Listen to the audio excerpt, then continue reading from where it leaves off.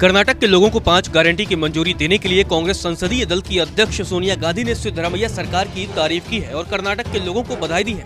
सोनिया गांधी ने कहा कि कर्नाटक का जनादेश जनता और गरीबों के हित में काम करने वाली सरकार के लिए है। उन्होंने कहा कि लोगों ने बांटने की राजनीति और भ्रष्टाचार को खारिज कर दिया है। सोनिया गांधी ने खुशी जताई कि मुख्यमंत्री सिद्धरामैया की अगुवाई में कैबिनेट ने पहली ही बैठक में कांग्रेस की 5 गारंटी को मंजूरी दे दी है। Namaskara. From my heart, I wish to thank all of you, the people of Karnataka, for giving the Congress Party such an historic mandate. This mandate is for a pro-people's government. This mandate is for a pro-poor government. It is a rejection of the politics of divisiveness and a rejection of corruption. I would like to reassure the people of Karnataka that the Congress government, which has been sworn in today, will stand by its commitment to implement the promises made to them. I am proud that the first cabinet meeting has already approved the immediate implementation of our 5 guarantees. The Congress Party remains committed to the prosperity, peace and progress of Karnataka. Jai Hind. गौरतलब है शनिवार को सिद्धरामैया ने मुख्यमंत्री पद की शपथ ली, जबकि डीके शिवकुमार ने डिप्टी सीएम की शपथ ली। इसके अलावा 8 अन्य मंत्रियों ने भी शपथ ली। शपथ ग्रहण के बाद पहली ही कैबिनेट में सिद्धरामैया सरकार ने चुनाव के दौरान लोगों से किए 5 गारंटी को मंजूरी दे दी। शपथ ग्रहण के दौरान राहुल गांधी ने कहा था कि 1 घंटे के अंदर 5 गारंटियों को पूरा किया जाएगा।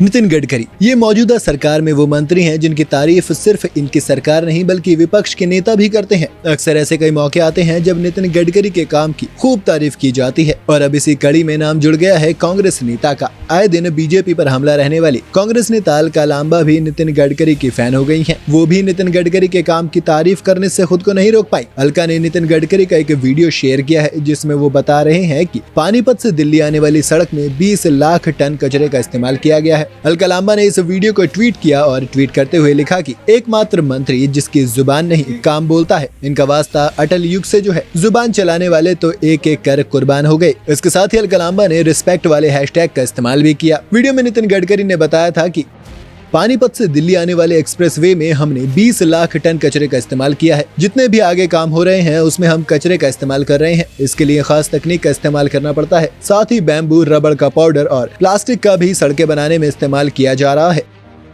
इसके साथ ही आपको बता दें कि द्वारका एक्सप्रेसवे देश का पहला elevated 8 lane access control expressway है, जिसके दिसंबर से पहले बनकर तैयार होने की उम्मीद है। केंद्रीय मंत्री नितिन गडकरी ने इस एक्सप्रेसवे को लेकर कई अहम जानकारियां दी हैं। करीब 9,000 करोड़ रुपए की लागत से बनने वाले इस एक्सप्रेसवे की लंबाई 29.6 किलोमीटर है। हरियाणा में 18.9 किलोमीटर सिंगल पिलर पर 34 मीटर चौड़ा और दिल्ली में 10.1 किलोमीटर लंबाई का ये एक्सप्रेसवे बन रहा है। इससे गुरुग्राम और दिल्ली के बीच यातायात का दबाव कम होगा।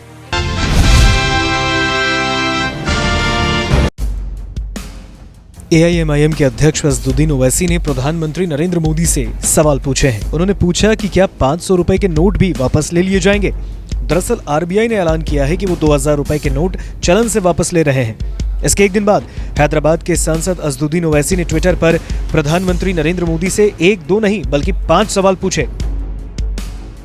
ओवैसी ने लिखा कि टॉप अर्थशास्त्री PM मोदी से 5 सवाल। ओवैसी ने लिखा, आपने सबसे पहले 2000 रुपए का नोट क्यों पेश किया?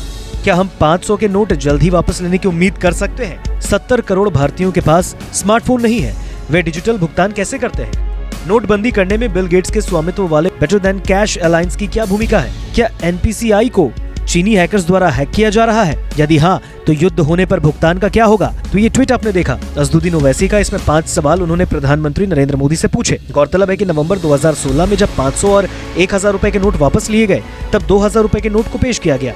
RBI ने 2000 रुपए के नोट को चलन से वापस लेने की घोषणा की। इसके साथ ही RBI ने बैंकों को सलाह दी है कि वे तत्काल प्रभाव से 2000 रुपए के नोट जारी करना बंद कर दें।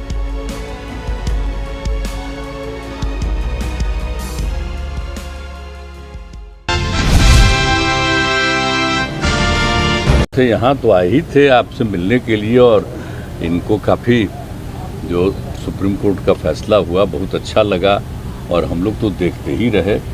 अब उसके बाद जो कुछ भी करने की कोशिश हो रही है केंद्र सरकार के द्वारा, ये तो एक विचित्र बात है। अब आप जरा संविधान को देख लीजिए, क्या अधिकार है। जब गवर्नमेंट बनाई जाती है, इलेक्टेड सरकार बनती है, तो उनको जो अधिकार दिया गया है उसको कैसे आप हटा सकते हैं? ऐसा तो कुछ नहीं है। लेकिन अब किस तरह से हो रहा है, इसलिए तो हम लोग कह रहे हैं कि सारे देश में सब लोग एकजुट हों, ताकि ये लोग संविधान का भी और किसी भी चीज़ का अपने ढंग से जो इधर से उधर कर रहे हैं और किस तरह का माहौल बन रहा है।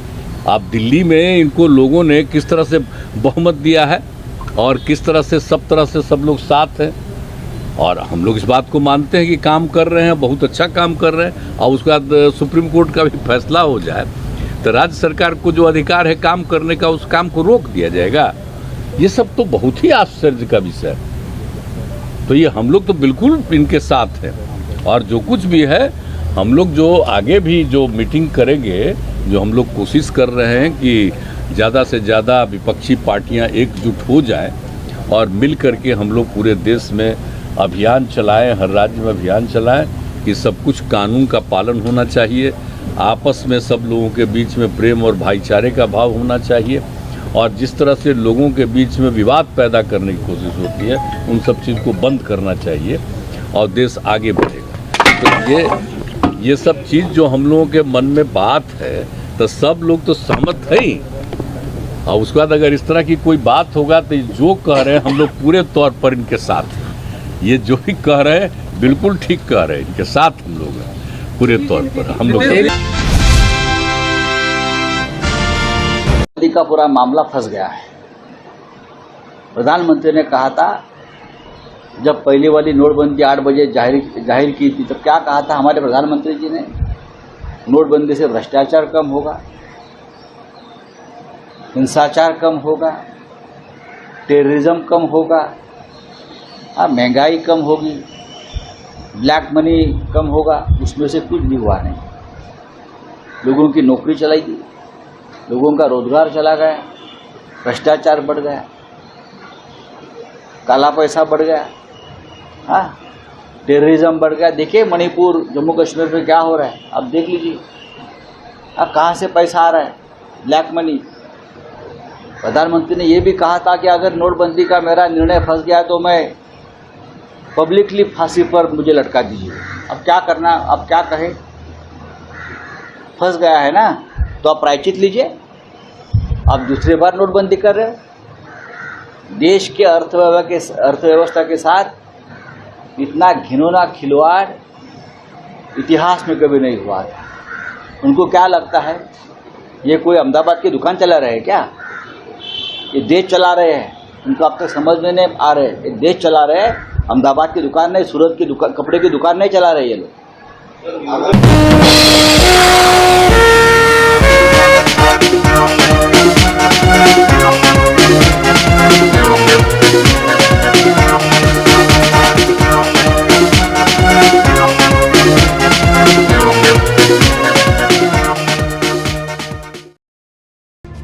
दुनिया की सबसे बड़ी टेक कंपनियों में से एक अल्फाबेट के सीईओ सुंदर पिचाई का चेन्नई वाला पैतृक घर भी गया है। ये घर चेन्नई के रिहायशी इलाके अशोक नगर में है। अल्फाबेट उसी गूगल और यूट्यूब की पेरेंट कंपनी है जो आप खूब इस्तेमाल करते हैं। सुंदर पिचाई गूगल के भी सीईओ हैं और फिलहाल लंबे समय से अमेरिका में रहते हैं।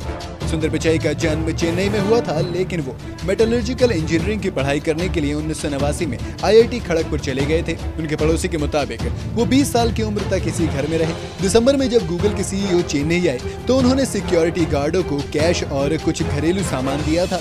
पड़ोसी ने बताया उन्होंने अपने परिवार के सदस्यों के साथ बालकनी में फोटो भी खिंचवाई थी। अब बात करते हैं कि उनका ये घर खरीदा किसने।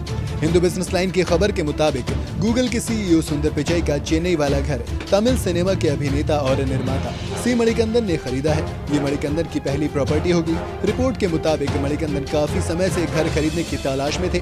जैसे ही उन्हें पता चला कि सुंदर पिचाई का वो घर बिक रहा है जहाँ वो पले बड़े थे, तो उन्होंने फौरन उसे खरीदने का फैसला किया।